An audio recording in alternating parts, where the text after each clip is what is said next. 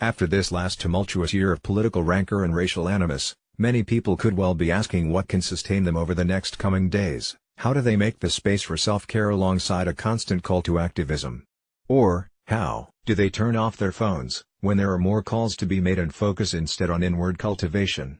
As a historian of American race and religion, I have studied how figures in American history have struggled with similar questions. For some, such as the philosopher and naturalist Henry David Thoreau, the answer was to retreat to Walden Pond.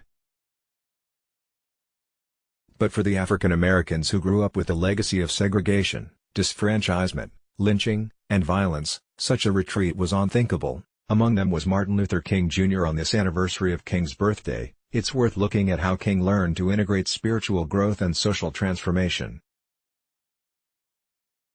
One major influence on King's thought was the African American minister, theologian, and mystic Howard Thurman. The influence of Howard Thurman, born in 1899, Thurman was 30 years older than King, the same age, in fact, as King's father. Through his sermons and teaching at Howard University and Boston University, he influenced intellectually and spiritually an entire generation that became the leadership of the civil rights movement. Howard Thurman, on being CC by NCSA, among his most significant contributions was bringing the ideas of nonviolence to the movement. It was Thurman's trip to India in 1935, where he met Mahatma Gandhi, that was greatly influential in incorporating the principles of nonviolence in the African American freedom struggle. At the close of the meeting, which was long highlighted by Thurman as a central event of his life, Gandhi reportedly told Thurman that it may be through the Negroes that the unadulterated message of nonviolence will be delivered to the world. King and others remembered and repeated that phrase during the early years of the civil rights movement in the 1950s. Mahatma Gandhi. GandhiServe.org. Via Wikimedia Commons. Thurman and King were both steeped in the Black Baptist tradition. Both thought long about how to apply their church experiences and theological training into challenging the white supremacist ideology of segregation. However, initially their encounters were brief. Thurman had served as Dean of Marsh Chapel at Boston University from 1953 to 1965. King was a student there when Thurman first assumed his position in Boston and heard the renowned minister deliver some addresses. A few years later, King invited Thurman to speak at his first pulpit at Dexter Avenue Baptist Church in Montgomery. Ironically, their most serious personal encounter, that gave Thurman his opportunity to influence King personally, and help prepare him for struggles to come, came as a result of a tragedy. A crucial meeting in hospital on September 20, 1958. A mentally disturbed African-American woman named Azola Ware Curry came to a book signing in Upper Manhattan. There, King was signing copies of his new book, Stride Toward Freedom, The Montgomery Story. Curry moved to the front of the signing line, took out a sharp-edged letter opener and stabbed the 29-year-old minister, who had just vaulted to national prominence through his leadership of the Montgomery bus boycott. King barely survived. Doctors later told King that, if he had sneezed, he easily could have died. Of course, King later received a fatal gunshot wound in April 1968. Curry lived her days in a mental institution, to the age of 97. It was while recuperating in the hospital afterward, that King received a visit from Thurman. While there, Thurman gave the same advice he gave to countless others over decades, that King should take the unexpected, if tragic, opportunity, to step out of life briefly, meditate on his life and its purposes, and only then move forward. Thurman urged King to extend his rest period by 2 weeks.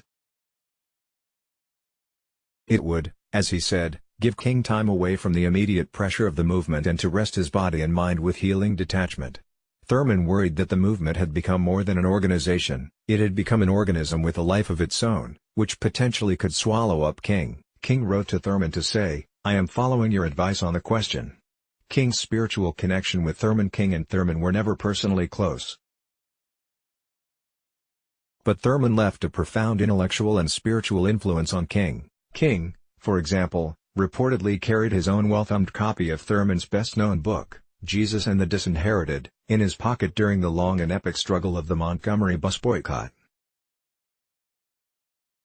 In his sermons during the 1950s and 1960s, King quoted and paraphrased Thurman extensively.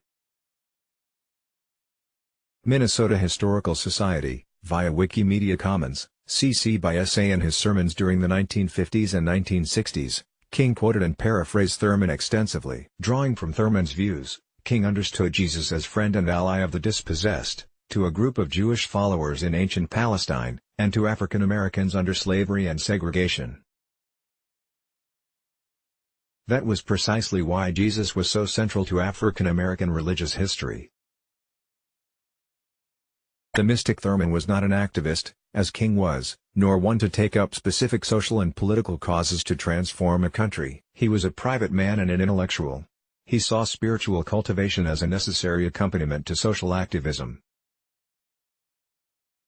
As Walter Fluker, editor of the Howard Thurman Papers Project, has explained, the private mystic and the public activist found common ground in understanding that spirituality is necessarily linked to social transformation.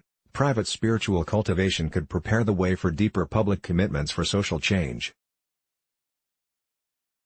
King himself, according to one biographer, came to feel that the stabbing and enforced convalescence was part of God's plan to prepare him for some larger work in the struggle against Southern segregation and American white supremacy. In a larger sense, the discipline of nonviolence required a spiritual commitment and discipline that came, for many, through self-examination, meditation and prayer. This was the message Thurman transmitted to the larger civil rights movement. Thurman combined, in the words of historian Martin Marty, the inner life, the life of passion, the life of fire, with the external life, the life of politics. Spiritual retreat and activism. King's stabbing was a bizarre and tragic event, but in some sense it gave him the period of reflection and inner cultivation needed for the chaotic coming days of the civil rights struggle. The prison cell in Birmingham, Alabama, where in mid-1963 King penned his classic letter from Birmingham jail, also accidentally but critically provided much the same spiritual retreat for reflections that helped transform America. The relationship of Thurman's mysticism and King's activism provides a fascinating model for how spiritual and social transformation can work together in a person's life. And in society more generally. Let's block ads. Why?